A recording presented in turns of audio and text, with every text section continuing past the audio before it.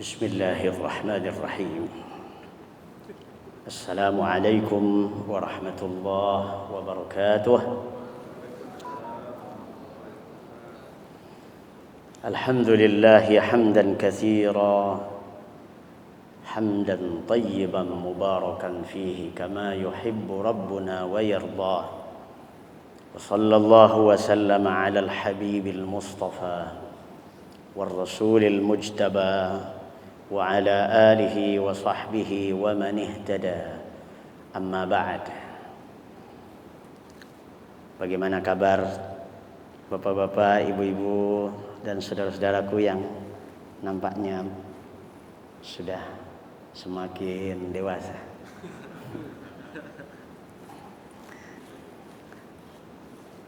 Kita berpisah 2,5 tahun. Masya Allah, nampak kedewasaan kita semua. Alhamdulillah. Dan jumlah kita sepertinya juga menyusut atau memang sengaja disusut. Terjadi perampingan? Oh, karena baru mulai.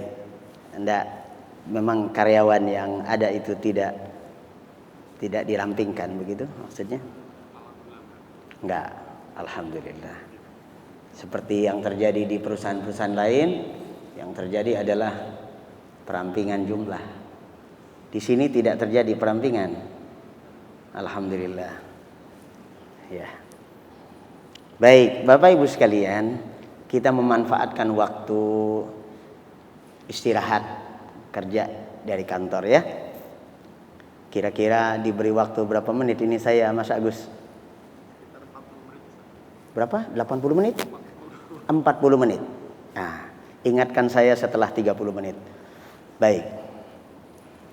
Bapak Ibu sekalian, dalam kesempatan yang sempit ini, mari kita manfaatkan waktu untuk mengaji satu ayat yang paling agung dalam Al-Quranul Karim.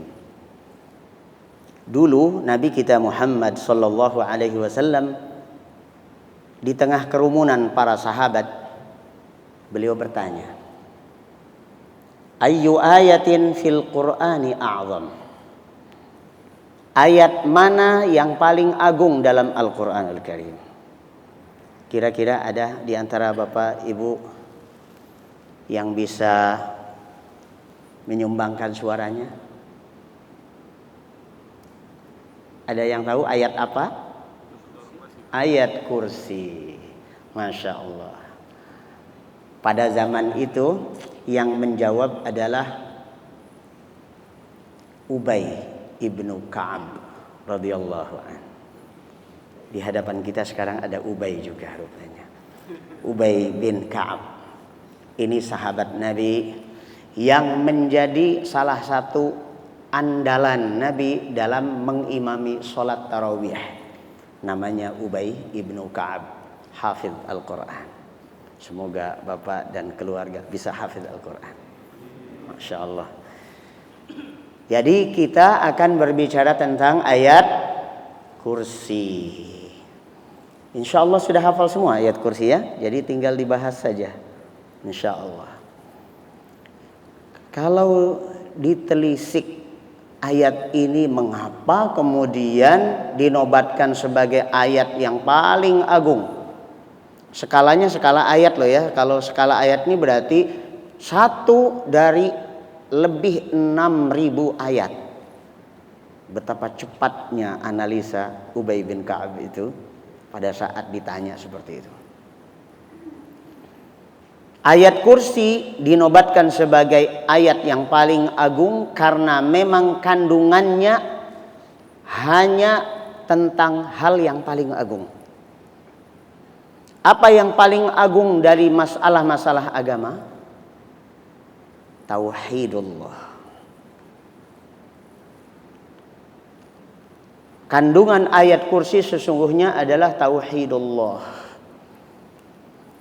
Selain akan kita bahas poin-poin yang ada di dalam ayat kursi, maka kita juga perlu tahu bahwa ayat kursi ini sangat berkhasiat.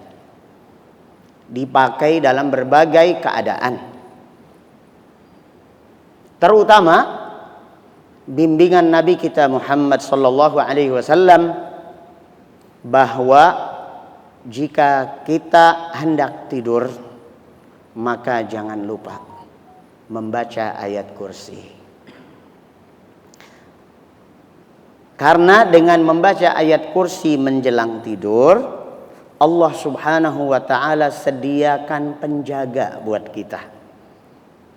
Ini mungkin yang dimaksud oleh judul yang dibuat oleh Mas Agus. Apa judulnya tadi? Kalau Mas Agus yang bikin judul aja lupa, apalagi saya gitu ya.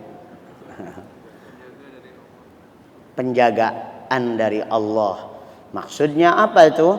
Kita disediakan penjaga oleh Allah Subhanahu wa taala dalam keadaan kita sangat lemah.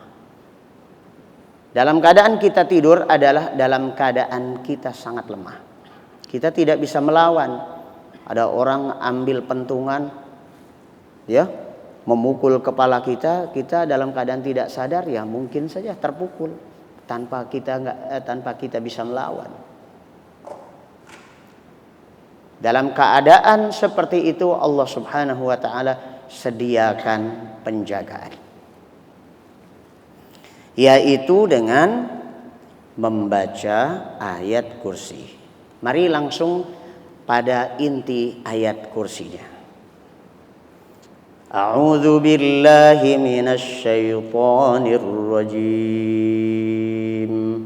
Bagaimana kalau kita baca sama-sama biar tambah hangat? Ya. Bacanya ta'awudz dulu tanpa bismillah. A'udzu billahi minasy syaithanir rajim. Allahu la ilaha illa huwal hayyul qayyum la ta'khudhuhu sinatun wa la nawm.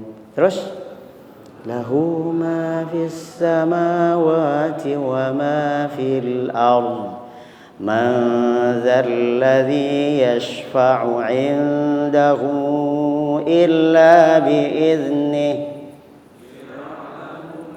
baina aydihim wa ma khalfahum ولا يحيطون بشيء من علمه إلا بما شاء وسع كرسيه السماوات والأرض ولا يؤوده حفظهما وهو العلي العظيم. Allah Ta'ala menurunkan ayat kursi ini mengandung 5 nama-nama Allah Azza wa Jal yang merupakan tawassul kepadanya. Kalau kita ingin memohon kepada Allah Azza wa Jal, permohonan apa? Salah satu tipsnya adalah mengedepankan tawassul. Tawassul yang benar diantaranya adalah dengan memanggil Allah Azza wa Jalla dengan Al-Asmaul Husna. Ya. Kita sebut. Yang pertama Allah. Allah. Lafdzul Jalalah ini adalah nama Allah yang paling agung. Allah paling senang kalau dipanggil namanya. Allah. Berikutnya la ilaha illa huwa. Tidak ada Tuhan yang berhak diibadahi kecuali Dia. Kalau kita ucapkan ini dengan penuh keyakinan, maka itu menunjukkan tauhid kita kepada Allah Azza wa Jalla. La ilaha illa huwa selevel dengan kata la ilaha illallah. Allahu la ilaha illa huwa. Allah la ilaha illallah. Dan kalimat ini, kalimatut tauhid, merupakan pintu masuk seseorang ke dalam Islam. Bahkan satu kalimat ini bisa menjadi andalan untuk mendapatkan pembelaan di hadapan Allah Azza wa Jalla betapapun dosa kita. Dalam sejarah Nabi alaihi salatu wassalam, beliau punya paman bernama Abu Talib. Abu Talib ini sayang banget sama Nabi. Ya, pernah diganggu oleh Abu Jahal lagi sholat tuh, dilempari jeroan onta gitu ya. Begitu kelihatan oleh Abu Talib, ditanya, siapa yang melakukan ini kepadamu nak? Tuh Abu Jahal. Langsung disamperin tuh Abu Jahal oleh Abu Talib, tempelengin kipas, pak pok. Padahal yang namanya Abu Jahal itu Pak, itu kepala geng. Kepala geng preman Mekah itu Abu Jahal. Tapi kepada Abu Talib dia tunduk. Abu Talib sayang banget kepada Nabi alaihissalatu wassalam. Tapi karena gaulnya dengan mereka, walaupun pamannya Nabi, hidayah susah masuk. Maka urusan gaul nih hati-hati Pak. Kita nih gaulnya sama siapa? Jangan sampai kita gaul salah. Gaulnya harus gaul soleh. Gaul soleh itu dengan orang-orang yang soleh, orang-orang yang berilmu, orang-orang yang baik. Ya, maka Abu Talib walaupun beliau sayang kepada Nabi, Allah tidak berikan hidayah sampai matinya. Begitu menjelang matinya, Abu Talib tetap menyatakan dalam agama nenek moyangnya. Nabi Muhammad SAW berusaha, mang kalau bahasa kita mang tolong dah mang, ucapin la ilaha illallah mang. Ini adalah kalimatun uhajju laka biha indallah. Kalau kau ucapkan kalimat ini mang, aku akan bela dirimu di hadapan Allah. Jadi kalimat tauhid ini sangat agung. Jangan disia-siakan. Tapi juga jangan diselewengkan. Dipahami, diyakini kebenarannya, kemudian diamalkan konsekuensinya, bukan diselewengkan. Jangan mentang-mentang kalimat ini kalimat yang agung, kemudian dibikin racikan ilmu. Wah, jurus tauhid. La ilaha illallah. Ada saja yang memanfaatkan hal-hal seperti ini untuk ke arah mistis. Nah, ini penyelewengan namanya. Jadi kita mengetahui ini ayat yang paling agung dalam Al-Quran, kita pakai sesuai dengan tuntunan Nabi alaihi salatu wassalam. Baik, Allahu la ilaha illa huwa al-hayyul qayyum. Al-hayyu al-qayyum, dua nama Allah. Al-hayyu artinya Allah yang memiliki kehidupan yang sempurna, tidak ada matinya. Al-qayyum yang berdiri sendiri dan mengurusi yang lain. Al-hayyu dan al-qayyum disebutkan setelah la ilaha illa huwa, memiliki hubungan kausal. Mengapa la ilaha illa huwa? Karena dialah al-hayyul qayyum.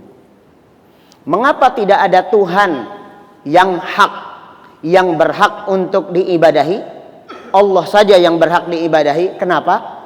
Karena hanya Dia yang al-hayyul qayyum, yang memberi kehidupan kepada kita, mengurusi kehidupan kita, hanya Allah. Tidak ada yang mampu mengurusi kehidupan kita kecuali Allah.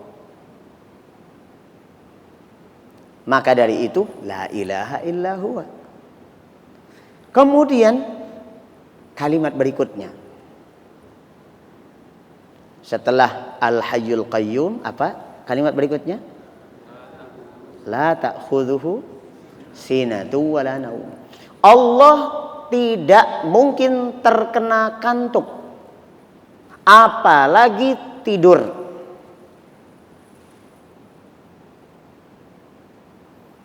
Kalimat ini dengan kalimat sebelumnya Al-Hayyul Qayyum itu memiliki hubungan kausal. Seakan kalau kita bertanya,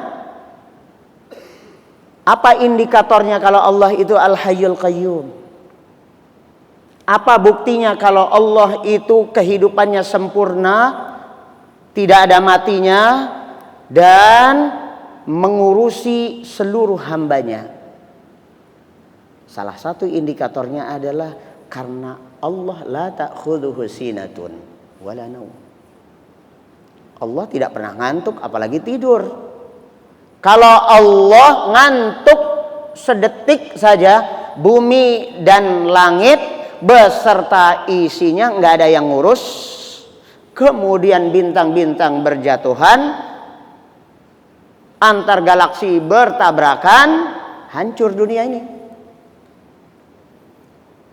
Antara matahari dan bulan bertemu dengan bumi, planet lain bertabrakan.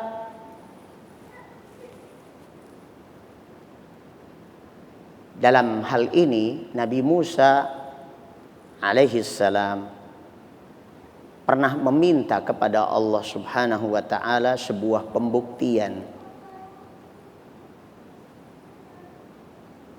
Ya Allah,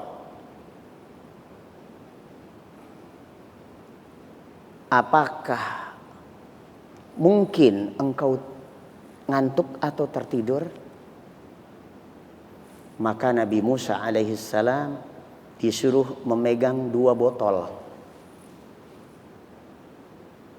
Kemudian Allah Subhanahu wa ta'ala perintahkan salah seorang malaikat untuk membuatnya susah tidur dan gak ngantuk-ngantuk.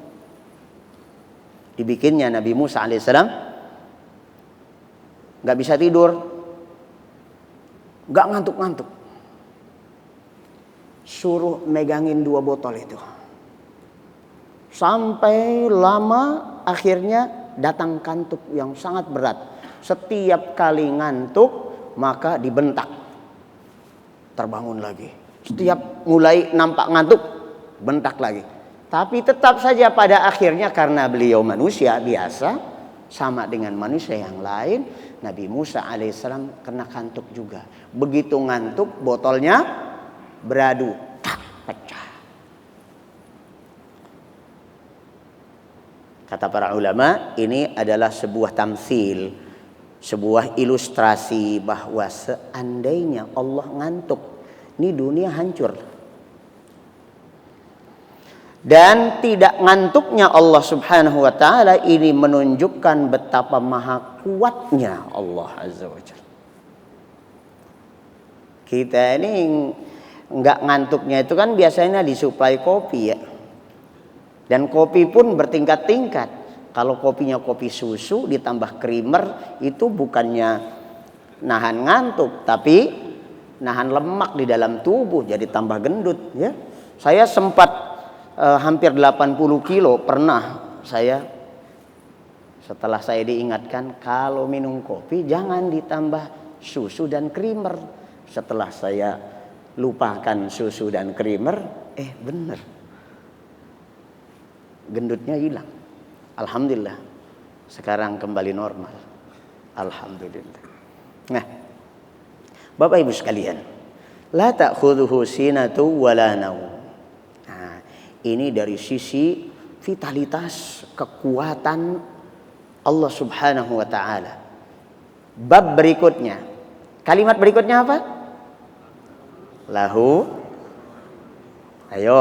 lahu ma fis samawati wa ma fil ard. Ayo kita bahas kalimat ini.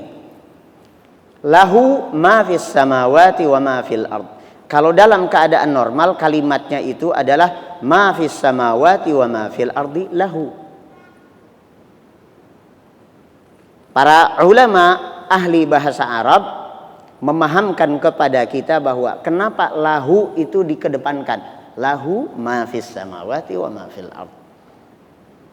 Kan asalnya begini, ma fis samawati wa ma fil ard, semua yang ada di lapisan langit dan bumi adalah lahu, miliknya. Tapi sekarang dibalik, miliknya lahu, miliknya ma fis samawati wa ma fil ard, semua yang ada di langit dan bumi. Ahli sastra Arab menjelaskan bahwa dikedepankannya lahu ini menunjukkan bahwa kepemilikan itu hanya ada di tangan Allah. Yang lain nggak punya apa-apa. Kalimat ini merupakan dukungan berat terhadap paradigma pertama, yaitu Allahu la ilaha illa huwa. Allah, zat yang tidak ada Tuhan berhak diibadahi kecuali Dia. Kenapa hanya Allah yang berhak diibadahi, yang lain tidak? Yang pertama Al-Hayyul Qayyum. Kenapa Al-Hayyul Qayyum? Karena la ta'khudhuhu sinatu wa la naum. Dari sisi lain, kenapa Allah la ilaha illa huwa? Karena lahu ma fis samawati wa ma fil ard. Karena miliknya lah semua yang ada di langit dan di bumi. Yang lain kagak punya apa-apa. Makanya yang berhak diibadahi hanya Allah. Kalimat ini lahu ma fis samawati wa ma fil ard menunjukkan betapa luasnya kepemilikan Allah. Setiap orang boleh mengklaim kepemilikannya, tetapi ketika dia mati, dia punya apa? Bahkan kita nih manusia, ada yang pemilik tetapi tidak penguasa, ada yang penguasa tapi tidak pemilik. Kalau Allah pemilik sekaligus penguasanya, dan penguasa sekaligus pemiliknya. Makanya kalau kita baca Maliki Yaumiddin itu Pak, Bu ya, dalam surah Al-Fatihah, para ulama menjelaskan bahwa kata Maliki Yaumiddin itu bisa dibaca Maliki Yaumiddin, maknya pendek. Kalau nanti ketemu dengan imam sholat baca Al-Fatihah, maknya pendek. Jangan dikira tuh orang nggak bisa baca, memang benar. Ya.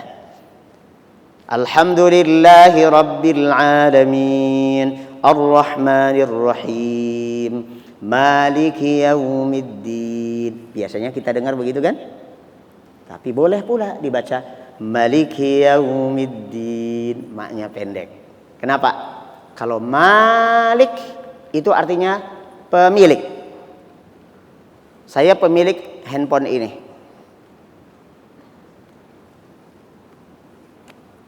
Tapi saya bukan penguasa.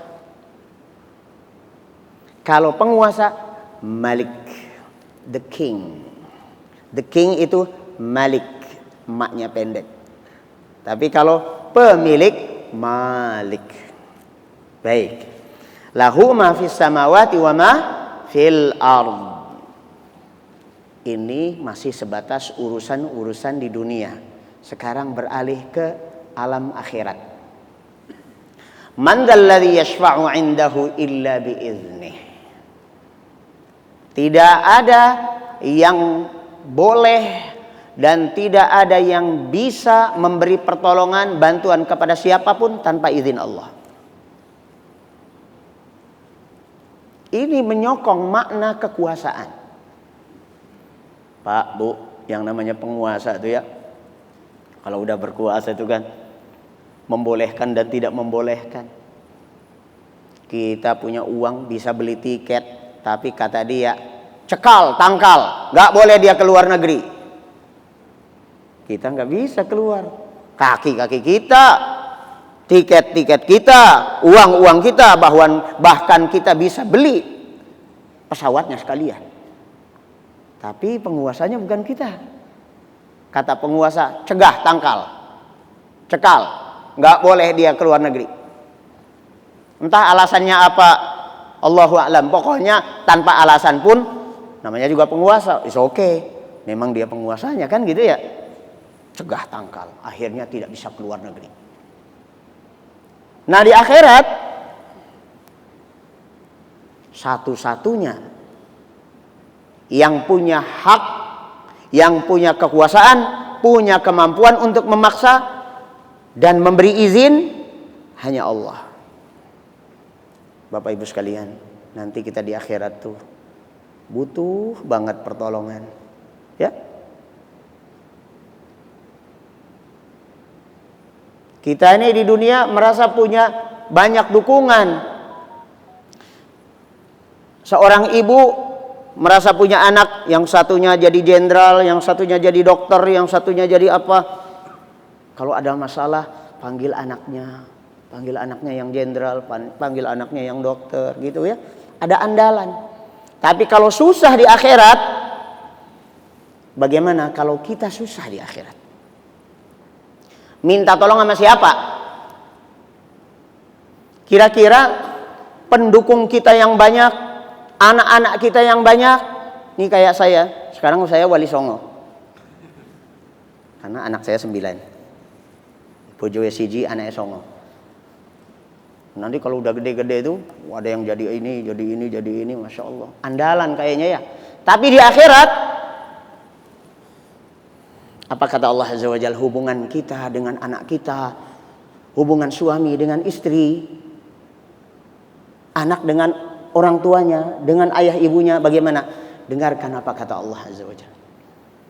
Yauma yafirrul mar'u min akhihi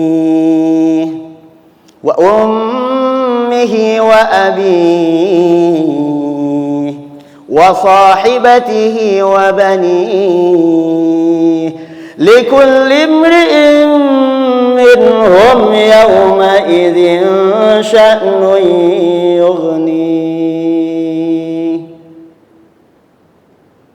Dahsyat sekali di akhirat nanti. Di akhirat itu yauma, hari, yafirrul mar'u min akhi. Seseorang melihat saudaranya lari, bukannya mendekat, rangkulan. Aduh bang, sekarang ketemu lagi ya bang. Gak ada. Mamah di mana? Mamah di mana? Kita rangkulan, kita reunian. Gak ada di akhirat reunian. Yauma yafirrul mar'u min akhi. Ada orang ketemu saudaranya lari, takut ditagih hak-haknya dulu di dunia. Bahkan ketemu ibu dan ayahnya, wa ummihi wa abi, ketemu ibunya lari, ketemu bapaknya lari, wa sahibatihi, dan close mate-nya siapa? Yang paling close, the closest mate siapa? Istri. Punya istri tercinta. Dulu di dunia sekasur sesumur,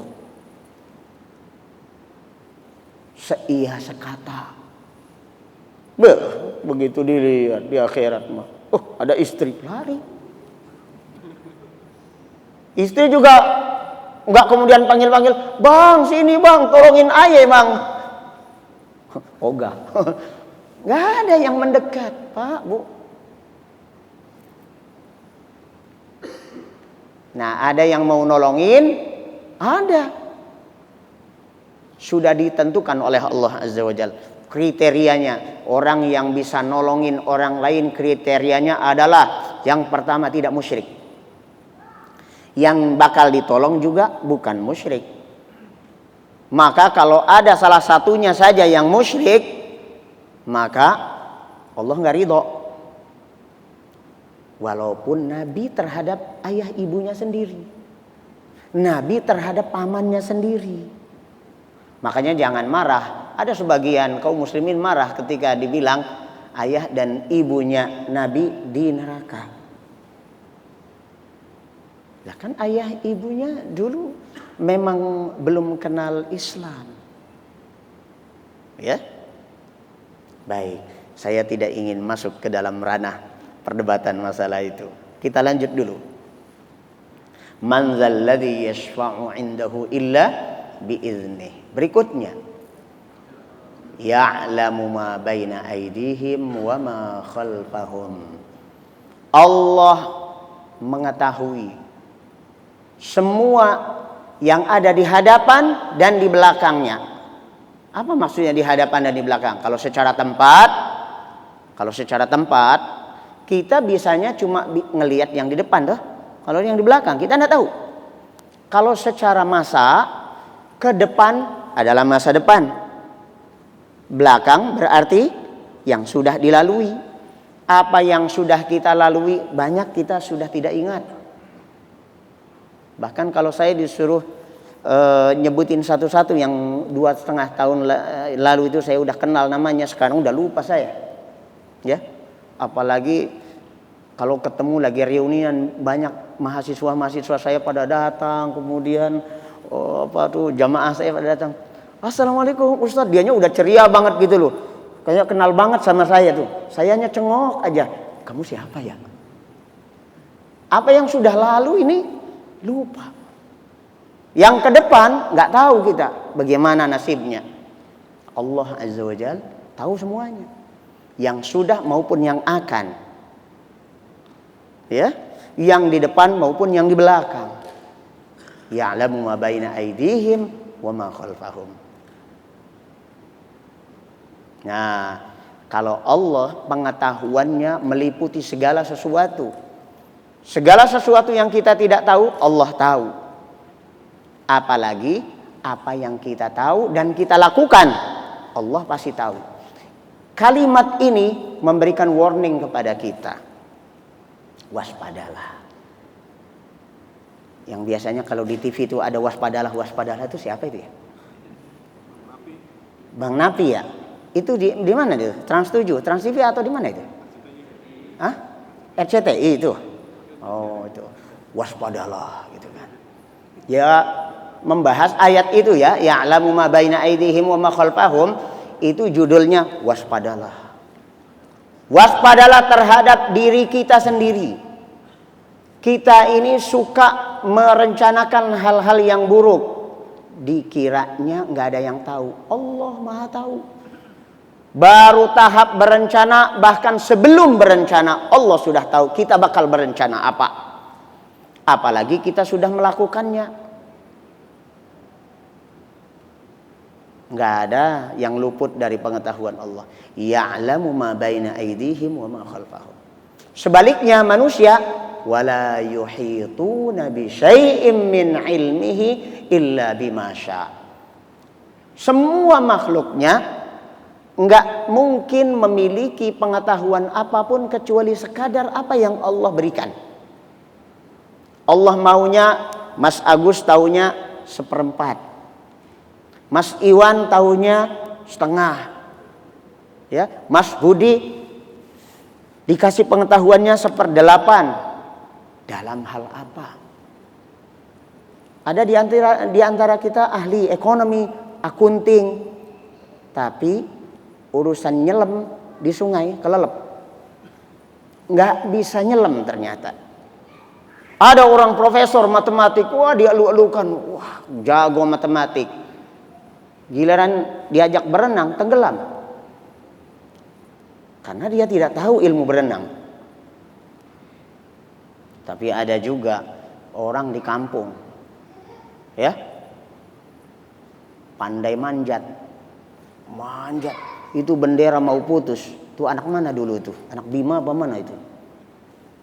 Pandai dia manjat segitu cepatnya, menyelamatkan sangsaka merah putih. Sementara para jenderal udah latihan sekian tahun dia upacara, ternyata bendera mau putus, nggak bisa dia tolongin. Betul nggak Pak? Itulah Allah Subhanahu wa Ta'ala memberikan kemampuan, ilmu, pengetahuan kepada hambanya itu sekedar. Seluas apapun ilmu kita, itu sesungguhnya hanya setetes dari lautan ilmu yang Allah miliki. Maka di dalam ayat lain Allah Azza wa Jalla menyatakan wa fawqa kulli dzi ilmin alimun. Dan di atas setiap orang yang menguasai ilmu ada yang lebih alim lagi. Kalimat ini mengantarkan kepada ketawaduan. Siapapun di antara kita memiliki kelebihan apapun, kita ini sebenarnya nggak ada apa-apanya. Dan justru kata Nabi alaihi salatu wassalam, man tawadhu'a lillah rafa'ahu Allah. Barang siapa yang bertawadhu' karena Allah, maka Allah akan angkat dia. Yang merendah justru akan diangkat oleh Allah azza wajalla. Maka di antara kita mari saling bertawadhu'. Ada kelebihan di sisi kita, dalam hal itu ada kekurangan pada saudara kita. Di sisi lain ada kelebihan pada saudara kita, itu kekurangan diri kita. Kita saling mengisi, saling memberikan manfaat. Dan orang yang terbaik adalah orang yang paling banyak memberi manfaat kepada orang lain. Khairun nasi anfa'uhum linnas. Sudah sampai mana? Ya'lamu ma baina aydihim wa ma khalfahum wa la yuhituna bi syai'in min 'ilmihi illa bima syaa. Wasi'a kursiyyuhus samawati wal ard. Kursi Allah meliputi seluruh langit dan bumi. Ini ilmu gaib. Ilmu gaib itu tidak bisa pakai akal-akalan, pakai analisa logis dan data-data empiris, tidak bisa. Mari kita teliti apa itu kursi Allah. Datang ke tukang kayu, nggak bakal ketemu karena tafsirnya bukan urusan itu. Kursi Allah yang dimaksud adalah tempat berpijaknya kaki Allah azza wajalla. Allah berada di atas arasy-Nya. Arasy-Nya itu sendiri seluas apa? Tidak bisa dan tidak ada yang bisa memperkirakan seberapa luasnya. Tapi dalam sebuah hadis Nabi Shallallahu Alaihi Wasallam, beliau mengilustrasikan begini: perbandingan antara langit dan bumi beserta seluruh isinya dibandingkan dengan kursi Allah adalah bagaikan sebuah cincin kecil dilemparkan di tengah padang pasir yang luas. Jadi bumi dan langit beserta isinya cuma partikel kecil. Lalu perbandingan antara kursi dengan arsy-Nya Allah, singgasananya Allah, itu seperti itu pula. Seperti perbandingan antara langit bumi seisinya dengan kursi Allah. Kalau sudah sampai ke situ, pusing kita mikirnya betapa maha besarnya Allah azza wa jalla. Ya, dan kita tidak diberikan beban untuk menganalisa hal itu. Cukuplah bagi kita bahwasanya Allah subhanahu wa ta'ala maha besar secara zatnya, kewibawaannya, kekuasaannya, ilmunya, kepemilikannya, dan kekuatannya.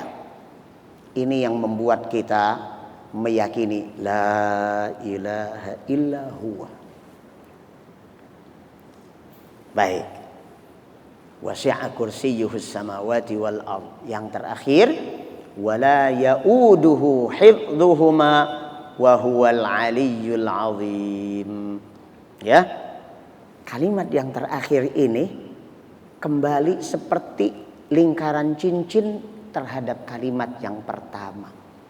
Allahu la ilaha illa huwal hayyul qayyum. Allah, tidak ada Tuhan yang berhak diibadahi kecuali Dia, karena memang Dialah Al-Hayyul Qayyum. Masih ingat tadi cerita tentang botol? Bertemu di sini, wala ya'uduhu hifdhuhuma. Dan Allah tidak berkeberatan,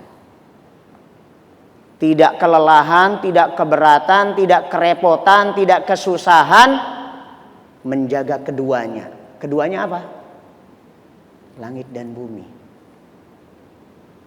Langit dan bumi dijaga oleh Allah subhanahu wa ta'ala. Allah tidak kecapean, tidak pernah ngantuk. apalagi tidur. Cerita tentang botol tadi, jadi ketemu di sini wala yauduhu hifdzuhuma wa huwal aliyyu al-azim.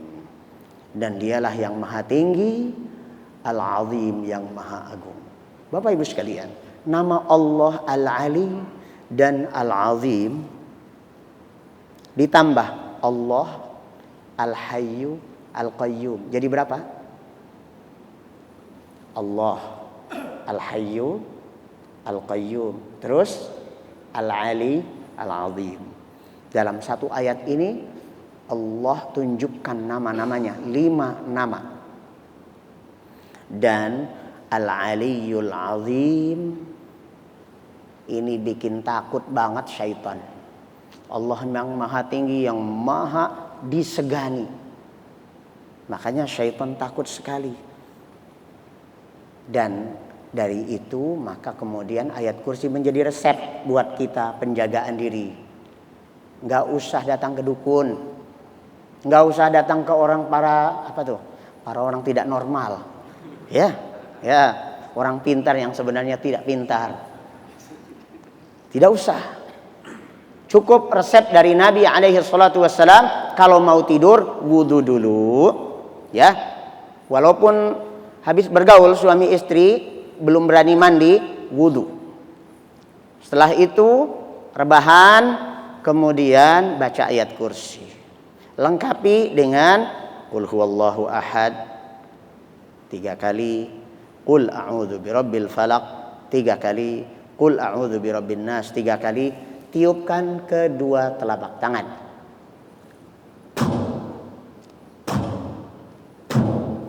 Kemudian usapkan ke wajah, ke kepala, dari depan ke belakang, kemudian bagian depan, kemudian bagian belakang semampunya. Silahkan tidur. Barangkali resep ini ada yang baru dengar. Insya Allah ini sangat bermanfaat buat kita semua. Waktunya cukup, Mas? Ya, dipersilahkan yang ingin bertanya.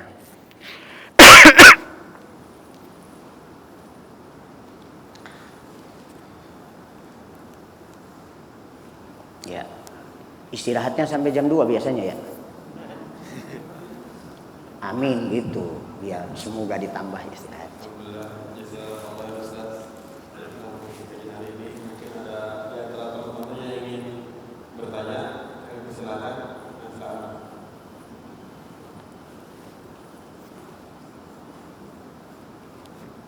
Assalamualaikum warahmatullahi wabarakatuh. Waalaikumsalam.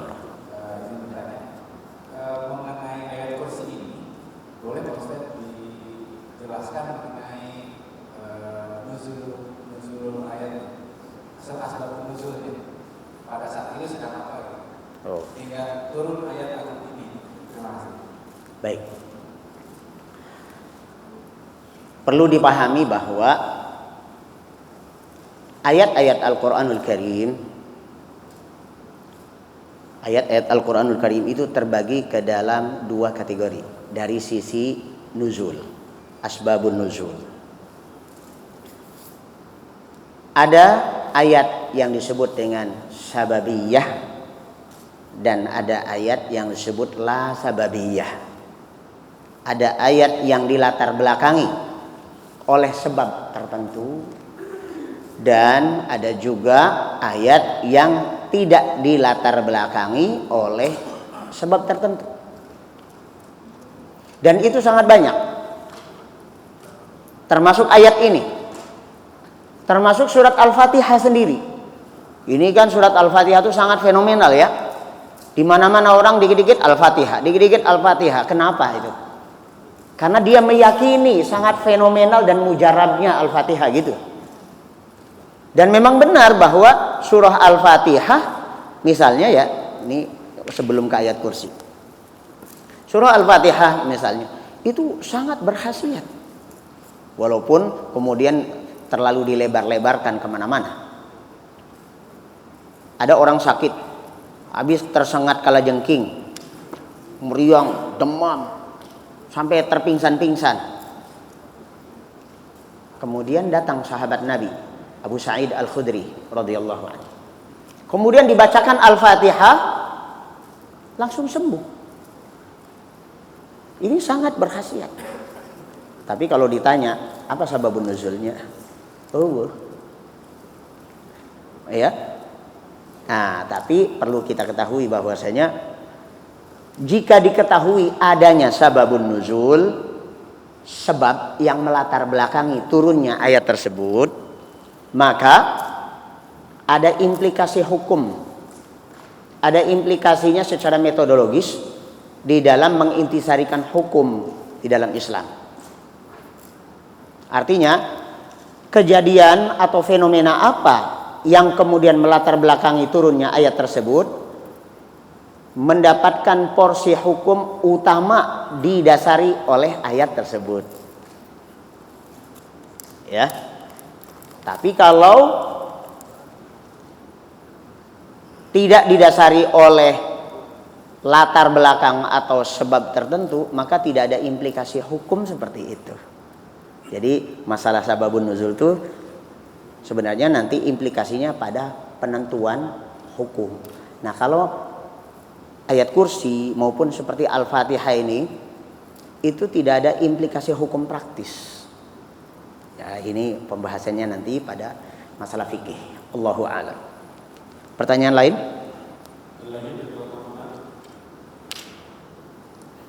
Ya.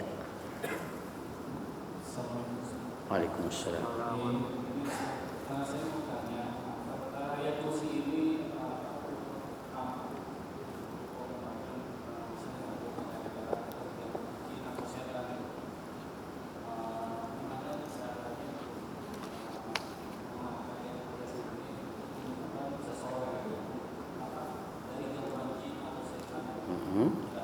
Baik. Ya.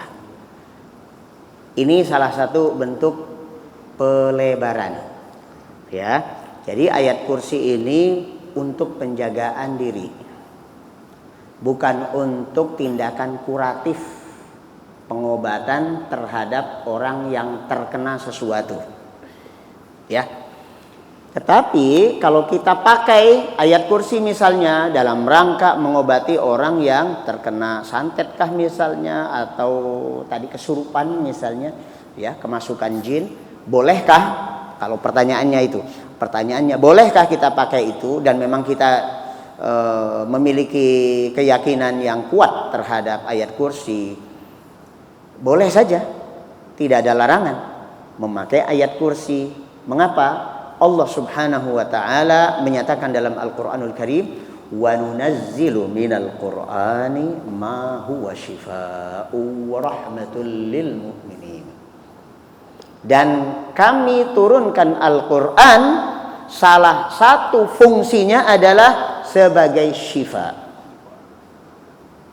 Salah satu fungsinya adalah sebagai syifa, obat, penawar, solusi.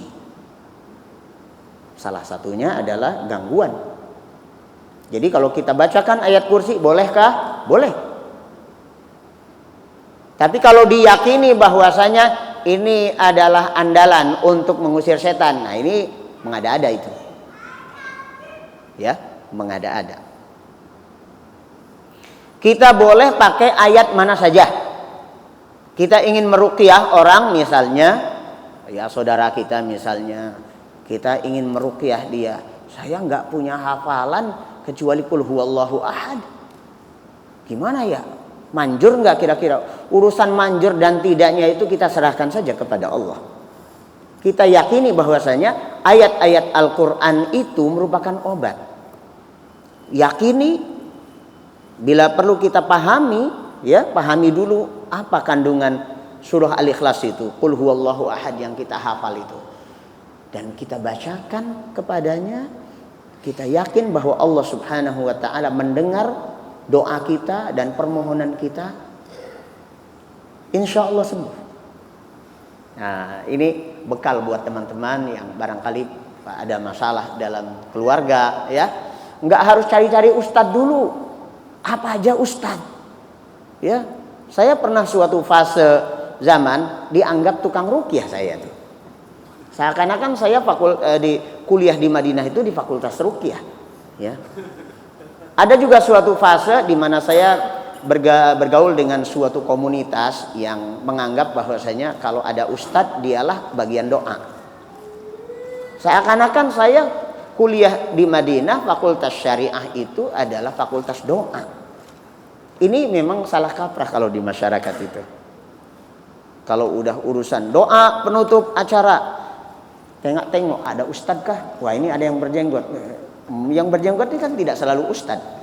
Akhirnya yang berjenggot ini minder dia, cepat-cepat keluar dari ruangan. Kenapa? Takut disuruh berdoa. Ya, Bapak Ibu sekalian, bebas saja. Mau ayat yang mana saja. Ayat kursi juga boleh. Tapi jangan dinobatkan bahwasanya ayat kursi adalah andalan dalam mengobati orang kena sihir, santet, kesurupan. Bukan itu. Ya. Nah, ada surat-surat tertentu yang memang Allah Subhanahu wa taala turunkan berkaitan erat. Nah, kalau bicara sababun nuzulnya justru yang berkaitan erat dengan kasus sihir, kasus tenung, santet, teluh, justru qul a'udzu birabbil falaq dan qul a'udzu birabbin nas, bukan ayat kursinya. Gimana tuh kejadiannya? Jadi Nabi alaihi salatu wassalam disihir oleh orang Yahudi. Orang Yahudi ini memang sangat sangat dengki kepada Nabi. Ya. Irian lah pokoknya, ya. Irian. Jangan jadi orang irian. Ya. Jadi jangan pendengki, jangan jadi hasud, ya. Jangan jadi pendengki. Nah, namanya Labid ibnul A'sam. Labid pakai da, ya. Pakai dal. Labid ibnul A'sam. Disihirnya Nabi itu. Nah, sihirnya itu, teluhnya itu dimasukkan ke dalam sebuah sumur. Ke dasar sumur. Apa efeknya sihir tersebut kepada Nabi? Beliau itu jadi berhalusinasi. Lagi diem aja seakan-akan beliau sedang tidur bersama istrinya. Sedang bergaul dengan istrinya. Padahal enggak, beliau diem aja. Lagi duduk-duduk biasa aja. Cuma sampai segitu saja efeknya. Lalu datanglah dua malaikat dalam mimpi Nabi alaihissalam. Kata yang satunya, malaikat yang satunya bertanya kepada malaikat yang lain, ini orang kenapa? Oh, dia kena sihir, kata yang satunya. Emang sihirnya taruh di mana? Nah, sihirnya ditaruh di sebuah sumur, di dasar sumur, di tempat gitu. Emang siapa yang menyihirnya? Ada orang Yahudi namanya Labid ibnul A'sam. Di explore semua itu di dalam mimpi itu. Jadi begitu beliau bangun dari tidurnya, langsung mengajak sahabatnya, ayo kita datangi sumur itu. Betul aja. Ada di bawah di dasar sumur itu ada sihirnya, diangkat, kemudian beliau sembuh. Nah, dari situ kemudian Allah Subhanahu wa taala turunkan dua surah itu, ya. Al-Falaq dan An-Nas, yang kemudian disebut Al-Mu'awwidzatain, dua surah penjaga benteng, pagar diri, ya, pagar gaib. Kan sekarang mah viral tuh istilahnya pagar gaib. Enggak usah datang ke dukun, pagar gaib mah, ya. Ayat kursi, qul huwallahu ahad, qul a'udzu birabbil falaq, qul a'udzu birabbin nas. Yakin, ya. Nah, ini masalahnya nih kan, masalah yakinnya ini.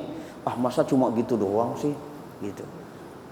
Ngeremehin gitu ya, ngeremehin Al-Qur'an. Harus yakin. Ya. Pertanyaan lain masih ada? Mangga. Iya. Baik.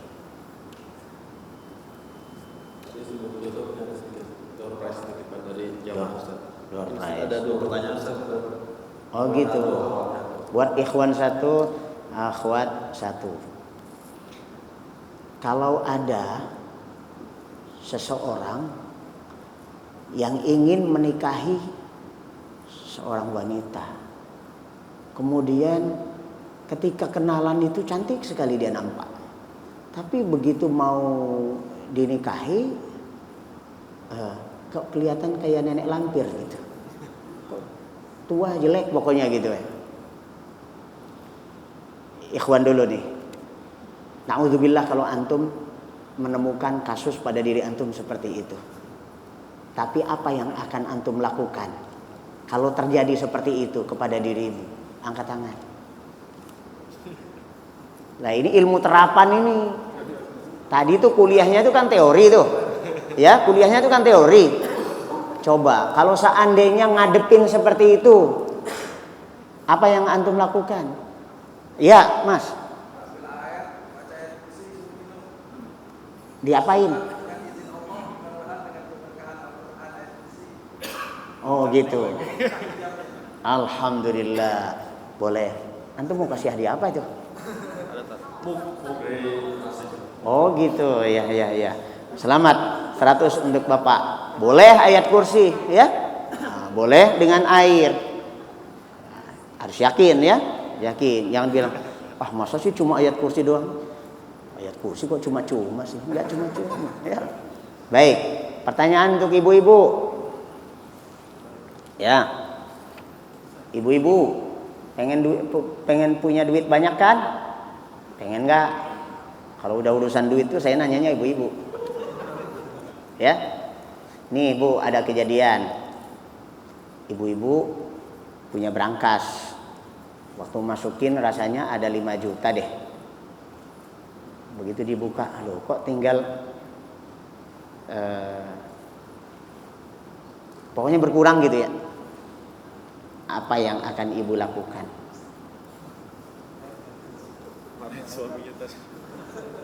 Ya. Apa katanya? Marahin suaminya, bener gak Ustaz? Marahin suaminya. Ambil uang enggak?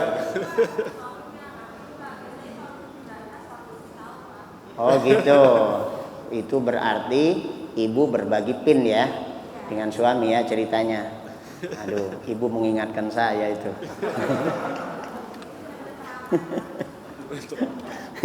Ya, saya ini kan ingin berbuat sebaik mungkin kepada istri. Sampai PIN pun saya kasih tahu gitu kan ya. Tapi akhirnya saya sendiri menyalahkan diri saya sendiri. Saya sendiri yang lupa kalau saya sudah ngasih PIN. Kenapa nyalahin ya? Jadi memang tidak usah saling menyalahkan. Memang kita kan punya keterbukaan antara suami dan istri ya. Nah, ya. Kira-kira dikasih hadiah kayak yang kayak gini? Oh, jawabannya realistis ya. Jadi sebenarnya tidak butuh dalil ya yang begini ya. Bagus. Saya setuju aja biar cepat selesai. Baik, silahkan Mas Agus disudahi apa kita tutup dulu ya. Baik, Bapak Ibu sekalian, saya senang sekali bisa bertemu kembali dengan Bapak Ibu sekalian. Insya Allah kita sambung kembali pada episode berikutnya. Subhanakallahumma wa bihamdik, asyhadu an la ilaha illa anta, astaghfiruka wa atubu ilaik. Assalamualaikum warahmatullahi wabarakatuh.